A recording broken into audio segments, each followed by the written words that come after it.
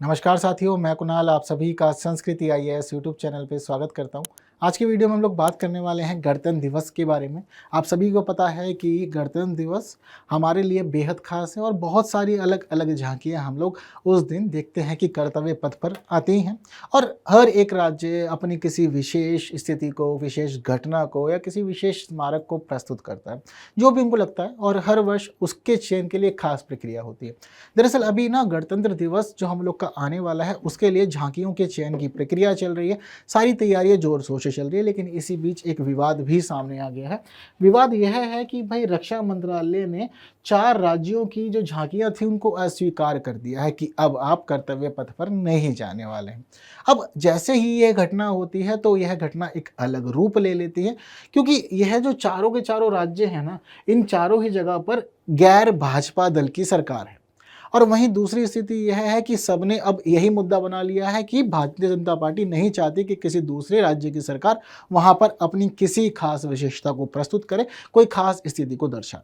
अब इसी वजह से जब ये पूरा मामला सामने आया, विवाद उठने लगा कि कैसे झांकियां सिलेक्ट होती हैं, झांकी चयन के लिए प्रक्रिया क्या होती है। वैसे तो खैर बहुत अधिक स्पष्ट नहीं है कुछ भी मामला, लेकिन जो भी चीज़ें स्पष्ट है पता होने चाहिए सभी को, ताकि एग्जाम में अगर बातचीत हो इस विवाद को लेकर के या इससे जुड़ा हुआ कोई भी पक्ष आपसे पूछा जाए तो आप लोग इजीली आंसर भी कर सकें। लेकिन उन सभी चीज़ों को बताने से पहले ज़रूरी है कि आप लोग एक प्रश्न समझ लीजिए जो आपसे आने वाले एग्जाम में पूछा जा सकता है। कुछ इस रूप में पूछा जाएगा। यदि आप लोग को चीज़ें पता हैं, आप ऑलरेडी समझदार हैं, तो आंसर कमेंट करना है। अदरवाइज कुछ नहीं, वीडियो को अंत तक देखना है। मामला बेहद खास है और मीन्स के लिए नोट ज़रूर बना लीजिएगा। रक्षा मंत्रालय की कुछ खास स्थितियाँ आप लोग को आज जानने समझने को मिलने वाली हैं। ठीक है, तो देखिए जिन 4 राज्यों की अभी झांकियों को अस्वीकार किया गया उसमें शामिल है पंजाब, कर्नाटक, दिल्ली और पश्चिम बंगाल। यह 4 राज्य शामिल हैं। इन चारों की झांकियां अब आपको आने वाले गणतंत्र दिवस पर कर्तव्य पथ पर दिखाई नहीं देने वाली हैं। कारण क्या रहा? तो देखिए पंजाब और पश्चिम बंगाल को जिस कारण से अस्वीकार किया गया है वह है व्यापक विषय के अनुरूप ना होना। यानी कि इन लोगों ने जो विषय प्रस्तुत किया था उस विषय के अनुरूप यह झांकी का ब्लूप्रिंट नहीं तैयार कर पाए, उसके अनुरूप इनका प्रारूप नहीं था। जिस वजह से जब एक जो विशेषज्ञ दल बैठता है उस विशेषज्ञ दल ने देखा इन दोनों राज्यों की स्थितियों को, इनकी झांकियों को, उसके बाद उन्होंने अस्वीकार कर दिया कि नहीं, आप चीज़ों को भी सेटल नहीं कर पा रहे हैं, चीज़ें पर्याप्त नहीं है और कर्तव्य पथ पर प्रस्तुत किए जाने योग्य नहीं है। सुधार की आवश्यकता है। तो जो सुधार की स्थिति होनी चाहिए थी वह भी आप नहीं प्राप्त कर पा रहे हैं और अब समय नहीं रह गया, तो बेवजह समय ना व्यर्थ करें। बाकी जितने और राज्य हैं वह वहां पर प्रस्तुति देंगे। तो इस प्रकार इन 2 को मना कर दिया गया। तीसरा राज्य कर्नाटक भी है। कर्नाटक के लिए कोई विशेष पुख्ता कारण नहीं दिया गया है। बस यह बात चर्चाओं में आ रही है कि आप पिछले 14 वर्षों से लगातार प्रस्तुति कर रहे हैं, आपकी झांकी लगातार जारी है, इस बार आप रहने दीजिए, बाकी किसी और राज्य को आपकी जगह पर मौका दे दिया जाएगा। क्योंकि हम लोग की जो पूरी सेरेमनी होती है ना, यह सेरेमनी लिमिटेड टाइम के अंदर कंप्लीट की जानी होती है। तो समय की सीमा को ध्यान में रखते हुए ही पूरा का पूरा कार्यक्रम तैयार किया जाता है। हर एक चीज़ उसके अनुरूप ही निर्धारित होती है और वही प्रक्रिया पूरी पालन की जाती है। तो इसके साथ ही यह 3 राज्यों के लिए हो गई स्थिति। वहीं चौथी जो स्थिति है वह दिल्ली की है। दिल्ली के लिए मामला पूरी तरह से स्पष्ट हो नहीं पा रहा है कि क्यों मना किया है। विवाद दिल्ली को लेकर काफ़ी दिनों से चल रहा है। पहले सुनने में यह आ रहा था कि दिल्ली सरकार चाहती थी कि दिल्ली के एजुकेशन मॉडल को रिप्रेजेंट करें। अभी बातचीत यह भी आ रही है कि जो एजुकेशन मॉडल था गवर्नेंस के साथ भी था, दिल्ली की गवर्नेंस को भी यह दिखाना चाहते थे। तो कुछ दिनों पहले जब मैं न्यूज़ पढ़ रहा था तो उस समय यह आ रहे थे जवाब सरकार की तरफ से कि झांकी को अस्वीकार इसलिए कर दिया गया है कि जो मुख्यमंत्री हैं दिल्ली के, वह झांकी तो प्रस्तुत कर रहे थे, लेकिन वह साथ में यह भी चाहते थे कि उनकी तस्वीर जो हो, उनकी भी एक फ़ोटो लगाई जाए झांकी के ऊपर, जिस वजह से अस्वीकार कर दिया गया है। बाकी अभी इसको लेकर के कोई भी पुख्ता और स्टेटमेंट कहीं से भी नहीं देखा गया कि कोई ऑफिशियल बात हो। मतलब न्यूज़ में, चर्चाओं में इस प्रकार का विषय चल रहा था। तो इन अनेक कारणों के आधार पर इन 4 राज्यों को अब हमारे गणतंत्र दिवस समारोह से बाहर कर दिया गया है। ठीक है, तो अब जो राज्य सेलेक्ट हुए हैं उसकी जो सूची हमारे पास है वह टोटल 16 राज्य और संघ शासित प्रदेश है। आंध्र प्रदेश, अरुणाचल प्रदेश, छत्तीसगढ़, गुजरात, हरियाणा, झारखंड, लद्दाख, मध्य प्रदेश, महाराष्ट्र, मणिपुर, मेघालय, ओडिशा, राजस्थान, तमिलनाडु, तेलंगाना और उत्तर प्रदेश। अब यह सभी हमें दिखने वाले हैं आने वाले गणतंत्र दिवस समारोह में कर्तव्य पथ पर। इस वर्ष की गणतंत्र दिवस परेड की जो थीम रखी गई है वह रखी गई है भारत लोकतंत्र की जननी और विकसित भारत।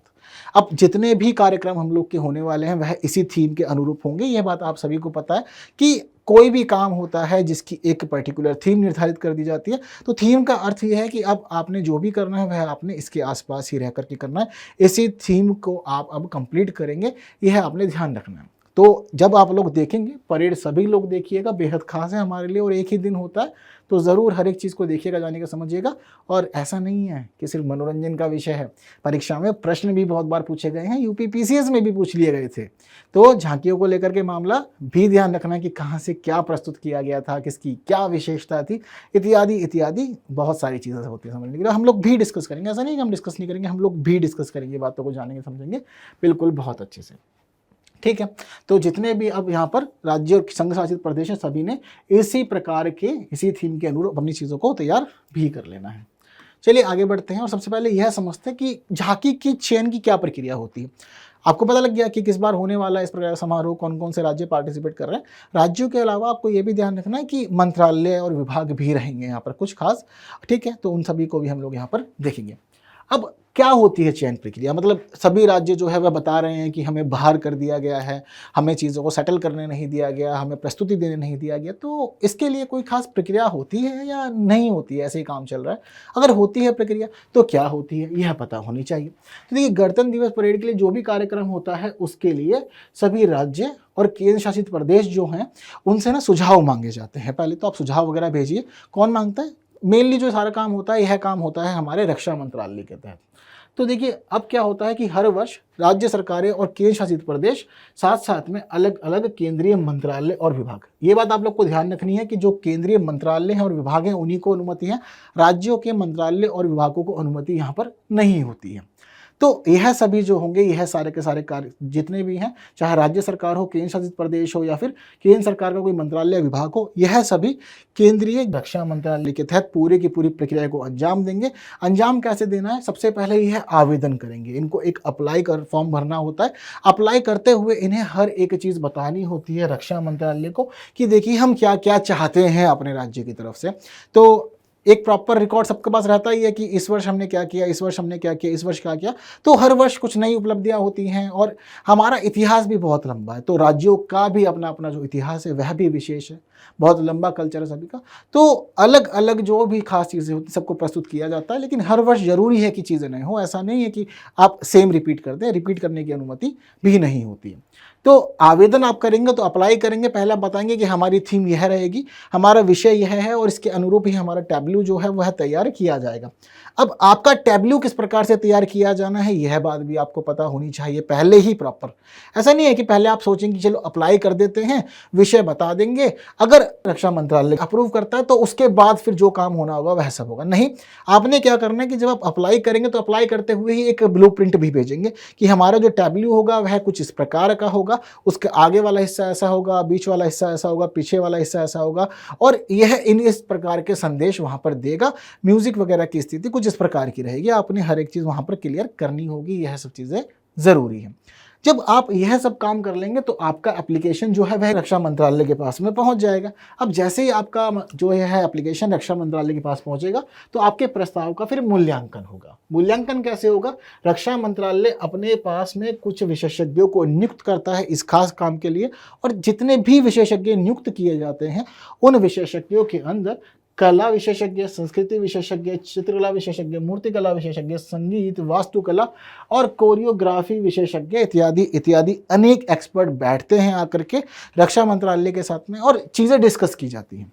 और चीज़ें डिस्कस करते हुए देखा जाता है कि चीज़ें किस प्रकार की हो सकती हैं, इस राज्य की यह थीम है, इसको कैसे और अधिक सुधारा जा सकता है, मामला और अधिक अच्छा कैसे हो सकता है, हर एक बात पे फिर ये लोग चर्चा करते हैं। तो जब कभी भी इनकी फिर पूरी चर्चा होती है तो जो भी सुझाव हो सकते हैं या पहले ही मामला बेस्ट आता है, यहाँ पर चीज़ें फाइनल होनी शुरू हो जाती है। फाइनल कैसे होगी? इसके लिए दो तरीके रखे गए हैं, यानी कि दो चरण हैं, और दोनों चरणों से जब आप गुजर जाते हैं, यहाँ से आप पास होते हैं, तो मामला आपका फिर अंतिम स्थिति में पहुँचता है। जब पहला चरण की स्थिति होगी तो यहाँ पर आपका जो प्रस्ताव होगा उसको देखा जाएगा, जाना समझा जाएगा, और आपका जो डिज़ाइन है, जो आपका ब्लूप्रिंट है, उसको देखा जाना जाएगा। तो जो एक्सपर्ट होंगे, एक्सपर्ट आएंगे साथ साथ में, जिसके द्वारा प्रस्ताव भेजा गया है, जिस राज्य का प्रस्ताव है, उस राज्य के जो अधिकारी हैं, जो विशेषज्ञ हैं, जिस व्यक्ति को नियुक्त किया गया है इस काम के लिए, वह भी बैठेगा। तो ये लोग बैठेंगे, विचार करेंगे कि क्या क्या हुआ है और क्या क्या आपने बताया है, चीज़ों को कैसे सुधार सकते हैं या और अच्छा कैसे बनाया जाए या उसको और अधिक व्यापक कैसे किया जाए। क्योंकि ज़रूरी है कि यह मौका बार बार तो नहीं आएगा, तो जितना अधिक आप कॉम्प्रिहेंसिव चीज़ों को दर्शा सकते हैं ये आपके हाथ में है। तो यह सभी चीज़ें यहाँ पर विचार की जाती हैं। बातचीत होने के बाद जो भी संशोधन होते हैं वह संशोधन बता दिए जाते हैं कि ठीक है आपने करना है, लेकिन ये चीज़ें शामिल करना ज़रूरी है, इसके अनुरूप सारा का सारा काम भी हो जाना चाहिए। फाइनल हो गया। यह स्थिति रही पहले चरण की।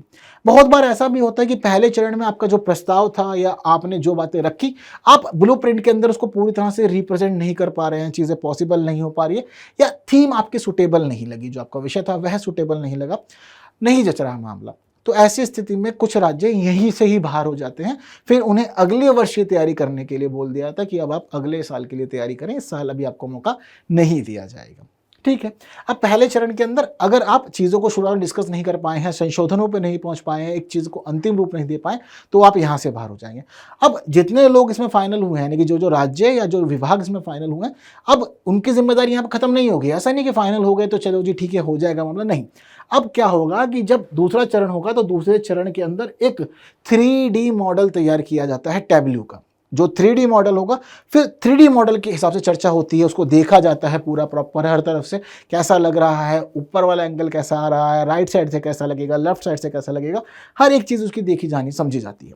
अगर यहाँ पर संतुष्टि हो जाती है कि मामला बिल्कुल परफेक्ट है, जो भी एक्सपर्ट्स हैं और जो भी राज्य की तरफ से नियुक्त अधिकारी हैं, यदि वो चीज़ों पे फिर संतुष्ट हो जाते हैं कि मामला अच्छा है, चलेगा, तो उस स्थिति में फिर टैब्लू यहाँ से पास हो जाता है और फिर तैयारियां शुरू हो जाती हैं हमारे गणतंत्र दिवस के लिए।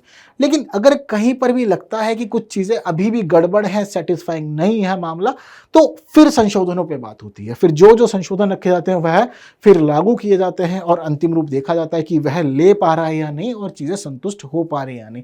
यदि यहाँ पर भी चीज़ें संतुष्ट नहीं हो पाती है तो फिर यहाँ से भी एलिमिनेट कर दिया जाता है टैब्लूस को। तो यह 2 चरण होते हैं, इन दोनों चरणों के तहत सारा का सारा काम होता है और इसके अनुरूप ही फिर सभी चीज़ें फाइनल हो जाती हैं। जितने भी इन दोनों चरणों से पास हो जाते हैं, बाद में फिर उसके बाद में वह कर्तव्य पथ पर प्रस्तुति देते हैं। ठीक है, इतना मामला। तो किस आधार पे चयन करते हैं, यानी कि जो विशेषज्ञ टीम बैठी हुई है उसके पास क्या क्या मानक हैं या किन किन चीज़ों को ध्यान में रखते हुए हर एक मामला यहाँ पर होता है। तो देखिए कुछ खास कारक हैं, उन सभी कारकों को देखा जाना जाता है जब संयोजन पूरी तरह से ठीक बैठता है, क्योंकि हर एक चीज़ देखनी है।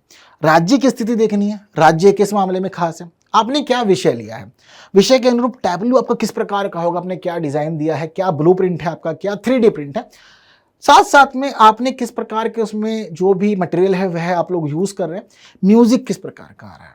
म्यूज़िक हर एक टैब्लू का एक खास म्यूज़िक होता है। जब आप लोग सुनेंगे ना 26 जनवरी वाले दिन, तो आप देखिएगा कि जो भी टैब्लू आएगा कुछ खास म्यूज़िक के साथ में आएगा। और मोस्ट ऑफ द प्लेसेस हम यही नोटिस करते हैं कि लोकगीतों का प्रस्तुतिकरण भी खास होता है इसमें, कुछ जगह पे शास्त्रीय संगीत भी देखा जाता है, इस प्रकार की चीज़ें भी सामने आती हैं। ठीक है, तो क्या क्या कारक हो सकते हैं, देखिए दृश्य अपील, यानी कि जो दर्शक हैं वह क्या क्या चीज़ें उम्मीद करते हैं उस राज्य से, उस राज्य में क्या क्या खास हो सकता है, वह राज्य किस प्रकार से अपनी चीज़ें दर्शा सकता है, वह सभी चीज़ें प्राथमिक है। जनता पर आपके द्वारा प्रस्तुत किए गए टैब्लू का प्रभाव क्या पड़ेगा, यह सभी चीज़ें भी दिखानी होती है। जैसे कि केजरीवाल साहब का जो विवाद बीच में चल रहा था फोटो लगाने वाला, अभी यहाँ पर राजनीति का विषय नहीं है, यह देश की एकता, अखंडता, संस्कृति, विरासत, धरोहर, इन सभी चीज़ों को दिखाने का समय होता है। हम लोग अपने जो भी हमारे खास है, हमारे धरोहर है, जिन चीज़ों पर हमें गर्व है ना, हम उन सभी पहलुओं को प्रस्तुत करते हैं कर्तव्य पथ पे 26 जनवरी को। तो जनता पर क्या प्रभाव पड़ेगा यह भी पहले ही समझ जान लिया जाता है और उसके अनुरूप ही चीज़ें तैयार की जाती है। और वास्तव में अच्छा लगता है 26 जनवरी वाले दिन हर एक चीज़ को देखना, जानना, समझना और गौरवान्वित होना उसके माध्यम से।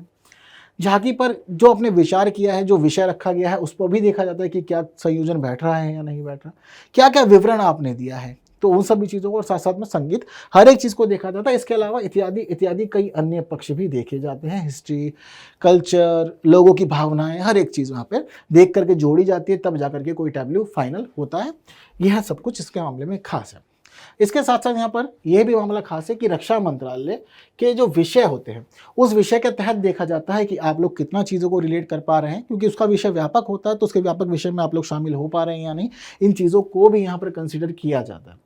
इससे जुड़े हुए जितने भी दिशा निर्देश हैं, यानी कि आपका टैब्लू कैसा होगा, क्या क्या होना चाहिए, किन किन नियमों का पालन करना है, क्या क्या प्रकार की सामग्री आप यूज़ कर सकते हैं, आप टेक्नोलॉजी को किस स्तर पे दिखा सकते हैं और आपके अधिकार क्षेत्र में वह टेक्नोलॉजी आती है या आप उसको प्रस्तुत कर सकते हैं, यानी हर एक मामले को लेकर के जो भी दिशा निर्देश होता है वह दिशा निर्देश रक्षा मंत्रालय के द्वारा ही यहाँ पर प्रस्तुत किया जाता है। पहले ही हर एक चीज़ मेंशन कर दी जाती है ताकि किसी भी नियम का वायलेशन ना हो। हर एक बात इसलिए पहले ही बताई जाती है ताकि आप पालन करें और उसके अनुरूप ही पूरी की पूरी प्रक्रिया हो। और एक बात यहाँ पर यह भी है कि कभी भी कोई भी दो स्टेट या कोई स्टेट या यूटी या दो यूटी सेम थीम पे वर्क नहीं कर सकते। ऐसा नहीं कि आप सेम चीज़ ही दिखा रहे हैं, क्योंकि भारत में यह भी खास है कि अनेक मामलों में हम लोग सेम चीज़ को साझा करते हैं। जैसे कि 1857 की क्रांति किसी एक राज्य में थोड़ी हुई थी, कोई एक राज्य जुड़े हुए थे। स्वतंत्रता संग्राम की बात हम लोग करें, पूरा भारत ही जुड़ा हुआ था। तो ऐसा नहीं है कि मतलब किसी ने एक थीम पर बनाई है तो सब उसी थीम को फॉलो करेंगे, नहीं, कॉपी नहीं करना है। सब अलग अलग अलग अलग चीज़ों को दर्शाएंगे। आपके लिए वह वर्ष किस मामले में खास है आप यह स्थिति भी देख सकते हैं, और जिस मामले में आपके लिए वर्ष खास होगा आप उसको भी वहाँ पर प्रस्तुत कर सकते हैं। वह भी एक अच्छा पहलू होता है। तो समानता नहीं होनी चाहिए, कॉपी पेस्ट मटेरियल भी नहीं होना चाहिए, इससे भी बचना है। तो सभी चीज़ें इस प्रकार से होती हैं और इसके अनुरूप जाकर के कोई एक टैब्लू फाइनल होता है। पर्यावरण अनुकूल सामग्रियों का प्रयोग करना इसके अंदर बहुत ज़्यादा ज़रूरी भी होता है। यह इसके कुछ खास पहलू हैं जो आपको पता होने चाहिए। इस प्रकार से पूरी विधि अपनाई जाती है और होता है एक टैब्लू का निर्धारण, और तब जाकर के सजता है हमारा कर्तव्य पथ। उम्मीद करता हूँ कि चीज़ आपको पसंद आई होगी, कुछ नया जानना सीखने को मिला होगा, और एग्जाम में आप कोई भी बात पूछी जाएगी तो आपको परेशानी नहीं होगी आंसर देने में। जैसे कि इस प्रश्न का आंसर देने में मुझे नहीं लगता अब आपको कोई भी समस्या है, तो जल्दी से आंसर कुछ नहीं करना, बस कॉमेंट कर दीजिए। मेंस के लिए भी नोट्स ज़रूर रखिएगा अपने पास। कुछ खास मामले आप लोगों ने आज जाने समझे हैं, नई बातें पता लगी हैं, तो बाकी साथियों तक ज़रूर शेयर कर दीजिएगा, क्योंकि बातें खास हैं, अच्छी हैं। लाइक के बिना सेशन को नहीं जाइएगा। हाँ, आपको आंसर भी चाहिए होगा तो देखिए आप लोग की स्क्रीन पर है। उम्मीद करता हूँ कि आंसर भी सही रहा होगा और चीज़ें ठीक रही होंगी। तो अगली वीडियो मुलाकात करते हैं कुछ नई बातों के साथ। तब तक के लिए विदा दीजिए। Thank you so much.